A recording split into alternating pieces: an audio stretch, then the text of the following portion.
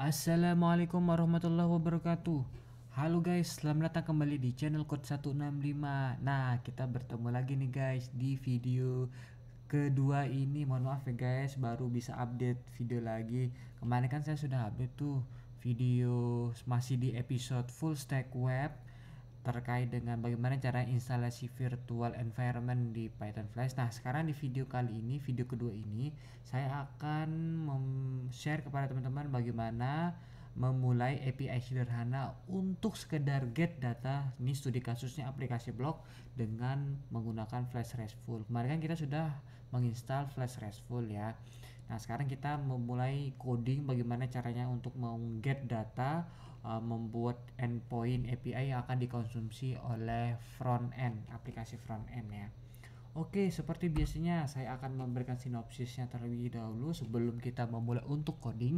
Yang pertama adalah tentu saja memastikan library Flash RESTful telah terinstall. Kemarin kan kita sudah sempat tuh install pip install Flash RESTful.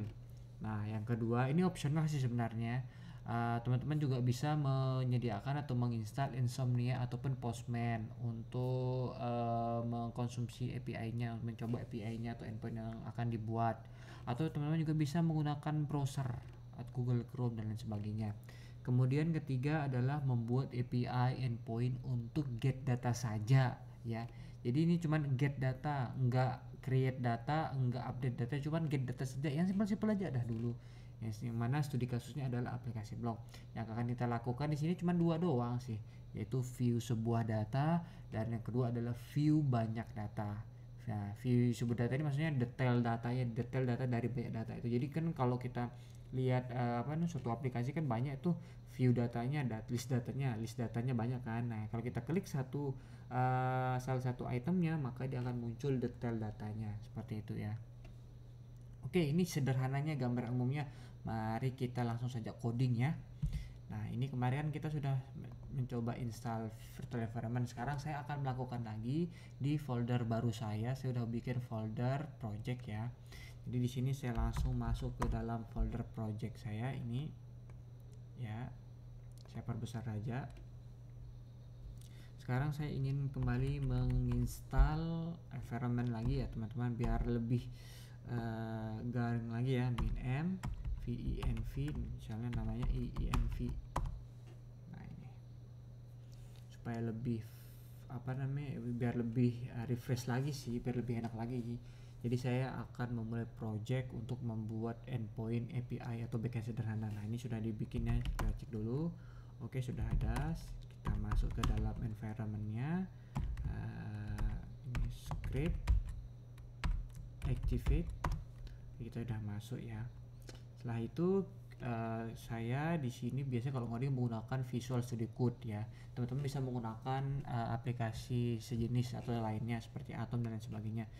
Ini untuk langsung membuka Visual Studio Code-nya, saya tinggal mengetikkan kode di dalam path folder saya, kode spasi titik enter, maka dia akan mengarahkan ke membuat project Visual Studio Code-nya di folder yang telah saya ciptakan, yaitu di project ya. Teman-teman lihat, ini sudah otomatis saya berada di sini ya, di sini ya sekarang posisinya. Oke guys. Oh iya, langkah yang belum saya lakukan di sini ya. Mohon maaf ya guys. Ini kan saya masih berada di dalam environment-nya kan.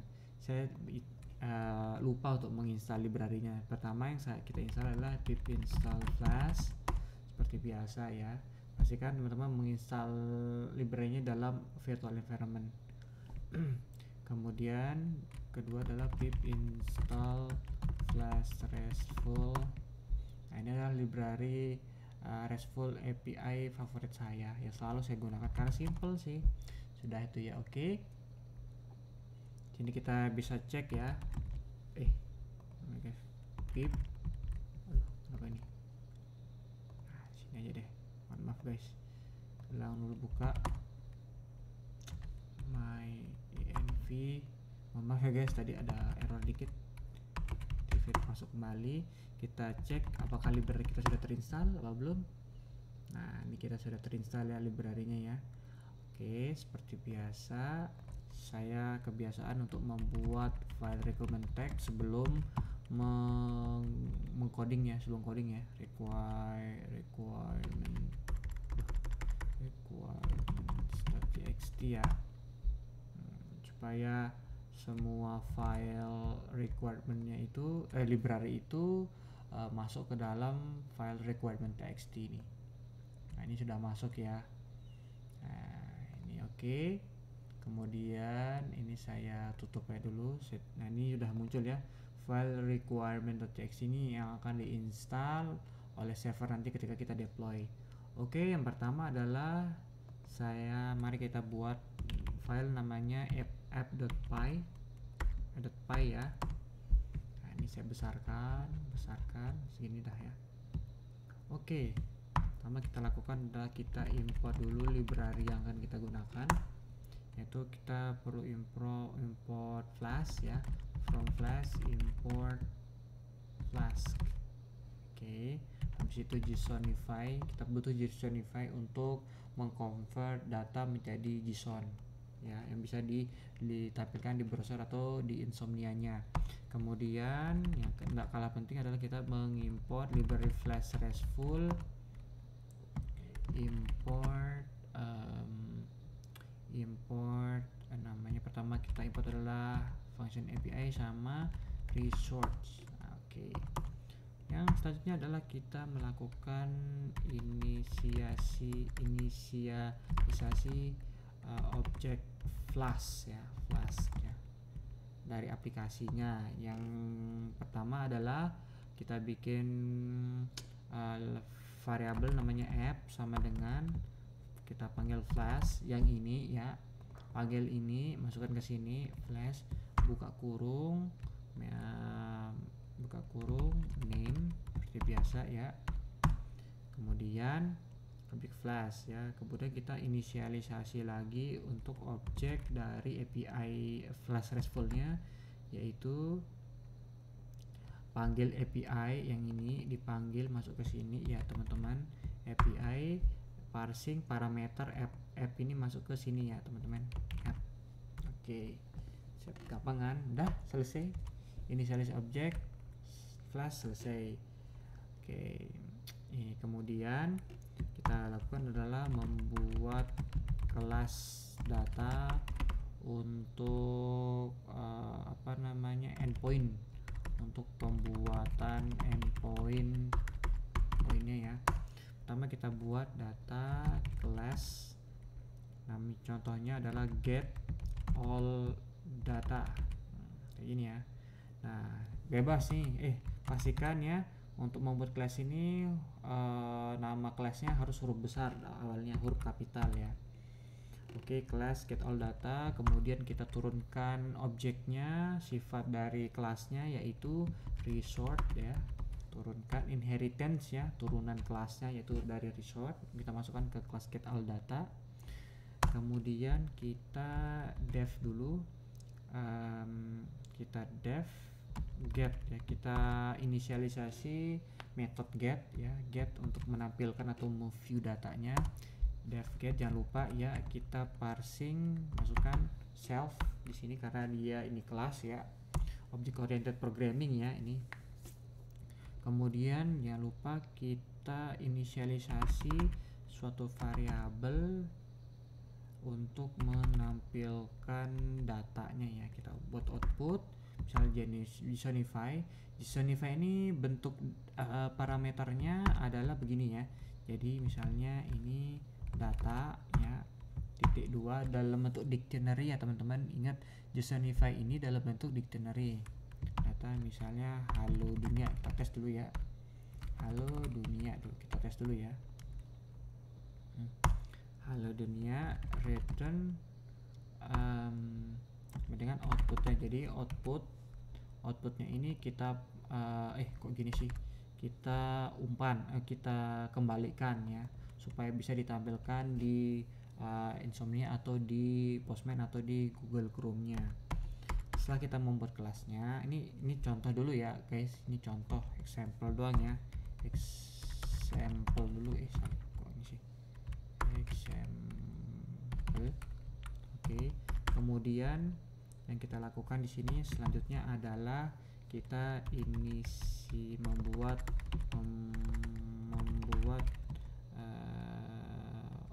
endpoint dah ya, apa ya istilahnya ya, atau inisialisasi URL endpoint.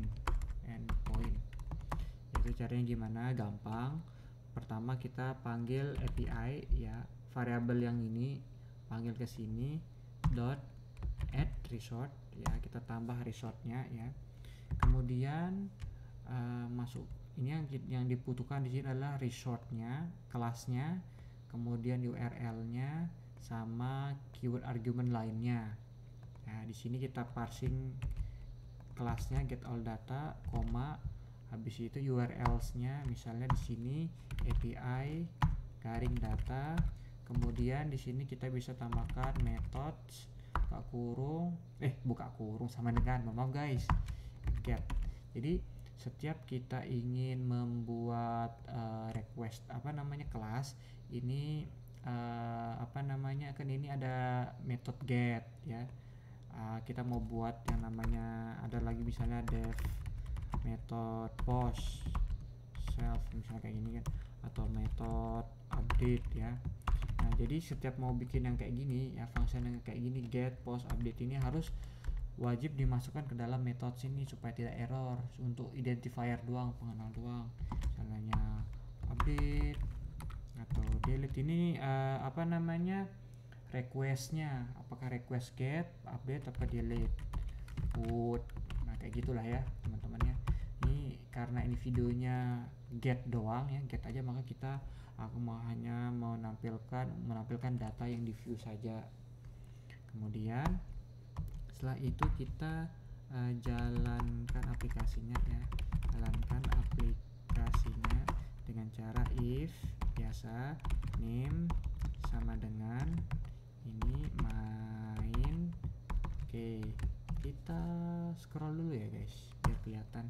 API sih, app ya, app yang di atas tuh ya, dot run buka kurung. Pertama aktifkan debugging mode-nya karena kita lagi development ya, true. Nah, misalnya bisa initialisasi port sama dengan 5000. Oke teman-teman, nih selesai ya teman-teman.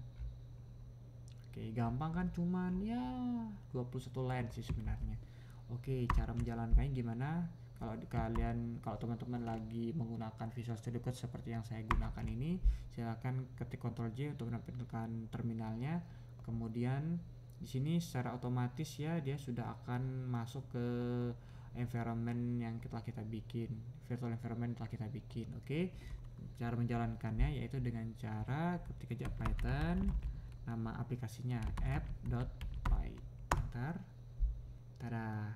Nah, di sini debugging mode-nya sudah on ya. Jadi pastikan setiap teman-teman ingin mendevelop atau membuat project itu debugging mode-nya di on-kan dulu, yaitu debug sama dengan true ya teman-teman. Wajib ini. Karena kalau dia tidak aktif, ketika teman-teman ada perubahan code, servernya itu tidak akan merespon adanya perubahan code. Harus dihentikan dulu servernya baru dijalankan, itu kalau debugging mode-nya off ya teman-teman, atau debugging mode-nya mati. Oke. Tanpa banyak basa-basi, kita langsung saja masuk ke Google Chrome. Kita tes endpoint apakah berhasil apa enggak. Di sini kan alamatnya API.data. Kita ketikkan dulu ya guys. Ini misalnya localhost 5000, enter. Nah, ini sudah berhasil nih. Kita bisa lihat di sini ada get tapi 404. Nah, ini not found, tidak ditemukan kan, tidak ditemukan apa-apa. Ini sudah berhasil kok. Ini artinya tidak ada URL yang dikenal, maksudnya ini tidak dikenal sama servernya. Supaya bisa dikenal, alamatnya ini kita tambahkan API garing data misalnya, data. Nah, tada, berhasil ya teman-teman. Jadi ini data sama dengan hello dunia. Ini endpoint yang akan dikonsumsi, yang bisa dikonsumsi oleh teman-teman front end yang bisa menggunakan React, Android, Flutter dan lain sebagainya. Oke, sekarang ini kan belum kelar nih guys. Nih, jadi di sini datanya saya ingin membuat data yang real. Jadi coba di sini kita bikin ya. Coba inisialisasi variabel data untuk artikel ya, misalnya untuk data artikel lah, misalnya di sini kita buat variabel namanya data sama dengan, nah karena di sini kita akan menampilkan all data ya, variabel data yang mana ini yang mana ya data itu banyak ya atau plural lah ya, banyak datanya itu list data atau list ya, dalam bentuk list. Oke, gimana caranya? Pertama buat dulu list, ini namanya list, buat dulu listnya, klik enter, klik enter begini. Jadi saya akan beritahu teman-teman bagaimana caranya untuk biar cantik bikin datanya itu ketika membuat list dari dictionary ya. Nah, oke, karena data list yang dimunculkan oleh endpoint itu adalah kumpulan dari dictionary yang berada di dalam satu list. Jadi di sini ada di sana ini data 1, ini data 2 ya, ini data 3, kayak gitu ya teman-teman modelnya. Ini kita enter dulu. Nah, misalnya ini juga kita enter, ini juga kita enter, nah biar rapi. Misalnya di sini kita kasihlah judul, nah misalnya sini judul, ini key-nya misalnya judulnya cara produktif. Nah, terus isinya apa, isi blognya apa misalnya, atau konten ya, konten lah ya, misalnya cara sederhana menjadi produktif. Nah oke.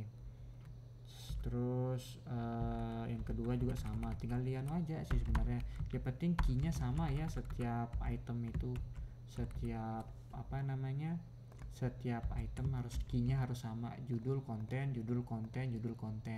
Misalnya cara sehat ya, contoh aja ini menjadi sehat, ganti misalnya cara sukses, nah kayak gitu. Oke, jadi di sini kita ada 3 data ya. Nah setiap data ini atau setiap item ini kan dalam bentuk dictionary, kumpulan dari dictionary itu dimuat dalam satu list ya, list yaitu variabel data, array ya, nah, banyak dari satu array ya. Oke, sekarang ini kan kita sudah punya variabel data. Nah datanya itu kita masukin ke sini. Nah ini kan contoh tadi, example doang. Sekarang kita hapus nih, hapus saja ya, kita hapus, masukkan data gitu aja sih, ini real ya. Sekarang kita coba, ini sudah otomatis servernya dengan detected change. Nah ini karena dibagi modenya is on, nyala, ini dia setiap ada perubahan dia akan mendetekted adanya perubahan, detected change, dia akan relate secara otomatis servernya. Oke, paham kan teman-teman? Semoga paham ya. Coba kita lihat lah aja, kita refresh, tada, akan muncul datanya seperti ini, itemnya akan muncul. Nah ini yang akan dikonsumsi oleh React atau Vue.js atau Android, Flutter, yang akan ditampilkan di platformnya mereka. Gampang kan teman-teman? Oke, sekarang coba kita buat bagaimana caranya kita menampilkan detail datanya. Misalnya kalau diklik ID 1 ya, ID data nomor 1, dia akan muncul satu data doang untuk membuat detail data. Misalnya ini katakanlah ini ya, ini ID nomor 0, ini nomor 1, ini nomor 2 ya, katakanlah ini nomor ya, kita kasih keterangan di sini ya, ID nomor 0 ya, ID 0, ini ID 1, biar jelas aja sih sebenarnya di 2, karena kan kalau array atau list itu kan dimulai dari 0 ya indeksnya. Ini urutan ke 0, urutan ke 1, urutan kedua. Oke, sekarang kita buat kelas baru ya, kita buat terang aja, membuat kelas data baru untuk menampilkan detail dari data misalnya. kita buat aja. Jadi kalau diklik listnya ini ya, list ini diklik ya sama user, misalnya kalau sudah di front endnya dia akan muncul satu data doang, satu informasi data doang gitu, karena detail gitu kan misalnya. Jadi kita bisa buat kelas baru namanya kelas get detail data sama ya resort, R-nya besar jangan lupa, resort. Oke, dev sama kan, kita mau view doang nih, kita apa namanya, tulis get self ya. Di sini kita butuh namanya ID ya teman-teman. Misalnya kalau kita menampilkan data item 0, item ke 0 atau data ke 0, dia muncul satu satu. Nah, dia akan muncul satu, data ke satu, yang data dengan ID 1, data dengan ID ini akan muncul salah satunya. Ketika kita menginputkan ID-nya di sini, maka dia akan muncul. Nah, bagaimana caranya? Ini biar indah ya, enggak ini. Oke. Sekarang jangan lupa, karena kita menampilkan mau milih data berdasarkan ID, kita masukkan di sini ID titik 2 ya. Ini yang akan diparsing, kita akan parsing ID-nya ke sini ya. Oke, ini perlu sedikit ya, misalnya kita buatkan variabel namanya index sama dengan ID ya, biar enak aja sih sebenarnya. Kemudian di sini kita buat variabel namanya chosen data ya, atau chosen data ya, sama dengan kita panggil data ya, variabel array data ini, list data ini, panggil ke sini ya, panggil ke sini, kemudian pilih kan, jadi kita memilih indeks keberapa kan. Oke, select data, kita select datanya, kita pilih datanya berdasarkan indeks yang dipilih, yang ini indeks. Nah, karena indeks itu sama dengan ID kan, indeks atau ID-nya bebas sih, indeks sih karena biar lebih struktur aja programmingnya. Oke, indeks, kemudian nah kita panggil lagi output sama dengan JSONify, langsung aja chosen parsing chosen data ya ke dalam JSONify supaya bisa ditampilkan.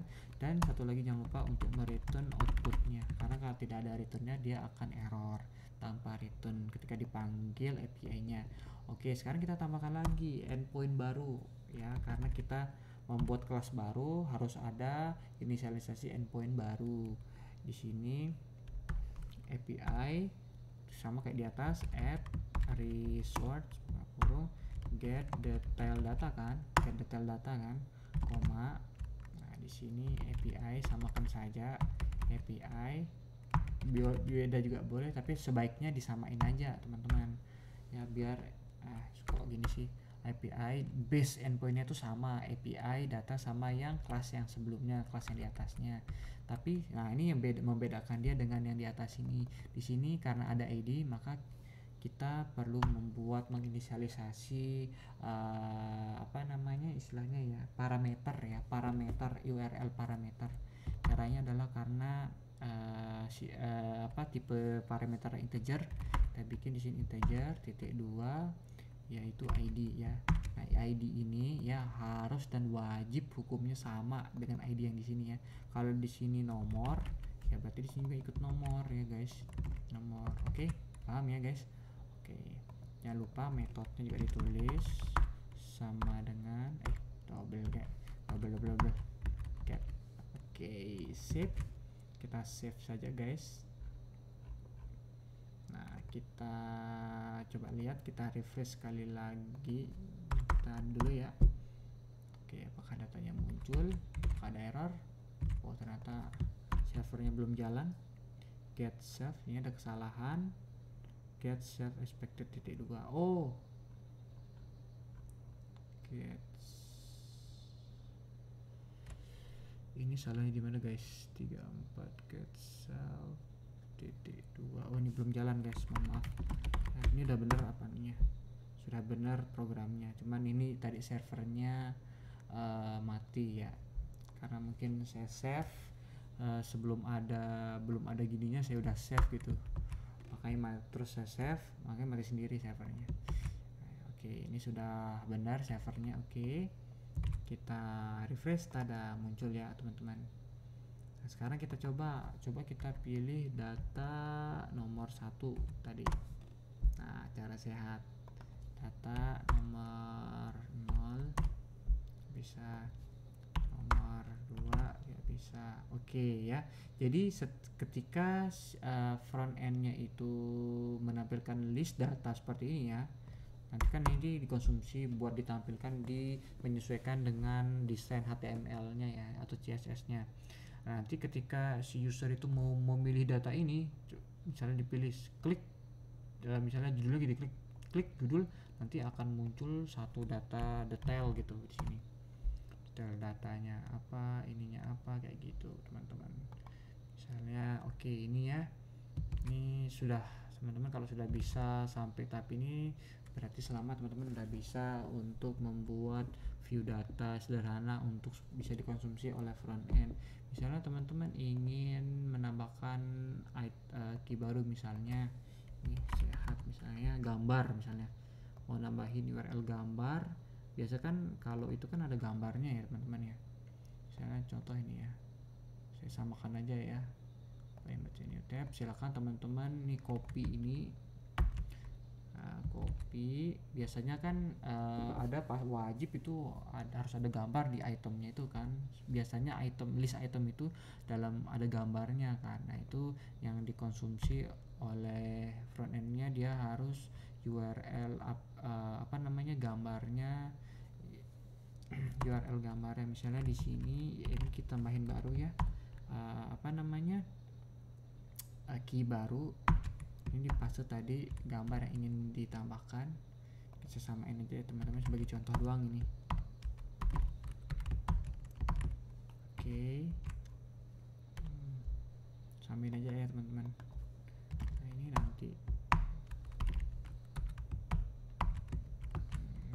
sama aja sih sebenarnya. Nah, ini tinggal aja save, ada muncul. Nah, ini akan dikonsumsi oleh front end nanti ketika dia membuat aplikasi untuk nge-view list item dari data, kayak gitu teman-teman. Jadi ini CRUD yang sederhana ya, tapi di sini saya hanya ingin menjelaskan read-nya doang, read-nya saja ya. Oke, jadi di sini kita sudah import library, kemudian inisialisasi objek. Langkah pertamanya kita import library, langkah keduanya kita inisialisasi objek flashnya, yaitu app sama API.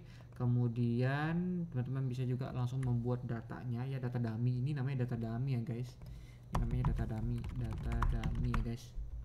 Kemudian langkah selanjutnya adalah teman-teman membuat kelas datanya ya, untuk membuat metodenya. Nah, itu di sini kan ada satu metode doang, itu metode get untuk menampilkan data ya. Nanti yang data yang di sini itu di parsing ke sini.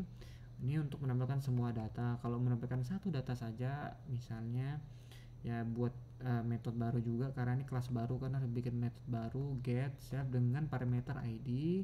Nanti ID yang dimasukkan itu akan men-select atau istilahnya selektor dah ya, men-select salah satu indeks di data ini.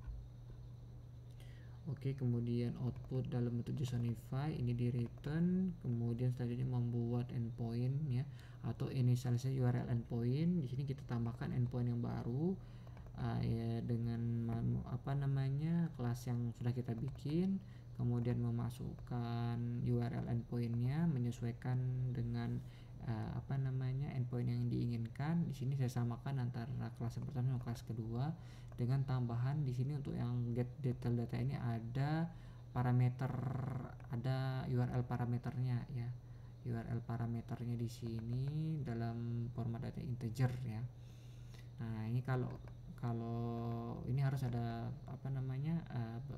tipe data, bukan format data, tipe data. Nah, harus ada tipe datanya, karena kalau nggak ada tipe data ini nanti dikenalin 1, 2, 3, 4, 5 misalnya.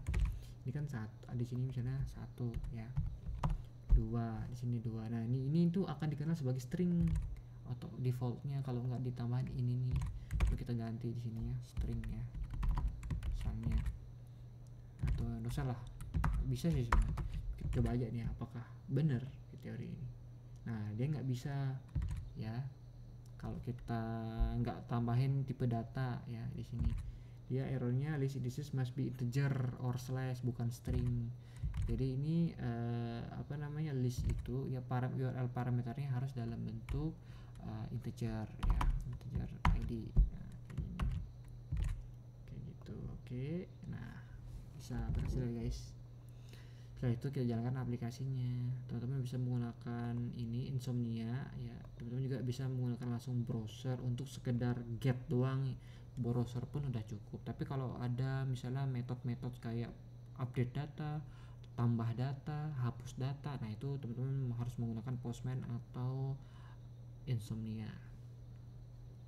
Oke teman-teman, mungkin itu saja yang bisa saya sampaikan kepada teman-teman. Semoga video ini bermanfaat ya untuk membuka wawasannya teman-teman bagaimana caranya membuat project menggunakan Python, Flash, dan front end. Itu the next episode mungkin ya. Semoga bisa ya merealisasikannya. Oke, semoga jika teman-teman merasa video ini bermanfaat, silahkan klik tombol like dan subscribe, aktifkan lonceng di channel saya ini supaya teman-teman bisa mendapatkan update video-video terbaru dari channel Code 165. Oke, semoga sehat-sehat semua ya teman-teman. Sampai jumpa di video selanjutnya di channel Code 165 episode Full Stack Web di part-part selanjutnya. Terima kasih. Assalamualaikum warahmatullahi wabarakatuh.